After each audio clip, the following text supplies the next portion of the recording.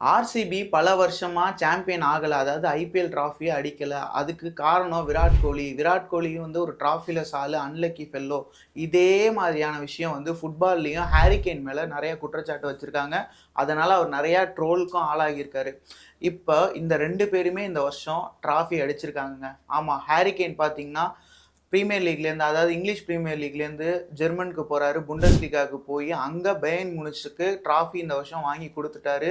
Harry Kane கையில அந்த trophy வந்துருச்சு. அதே போல 18 வருஷமா டிராஃபி அடிக்கலன்னு ரொம்ப கிண்டலுக்கு ஆளான விராட் கோலியும் நேத்தி டிராஃபி அடிச்சிட்டாரு. அதாவது அவர் கைக்கு அந்த கோப்பை வந்துருச்சு. இப்போ 2 பேருமே அன்லக்கி ஃபெல்லோன்னு பல வருஷமா கலாய்ச்சிட்டு இருந்தாங்க. இப்போ 2 பேருமே அந்த டிராஃபியை வாங்கிட்டாங்க. விராட் கோலி டிராஃபி வாங்கல, அவரால் வாங்கவே முடியாது, ஜென்மத்துக்கும் வாங்க முடியாதுன்னாங்க. அதே போல ஹாரி கேனும் கரெக்டான நேரத்தில் அவங்க 2 பேருமே அதை வாங்கிட்டாங்க. அவங்கள கலாய்ச்சவங்க எல்லாருக்கும் ஒரு பெரிய பதிலடியும் கொடுத்துருக்காங்க.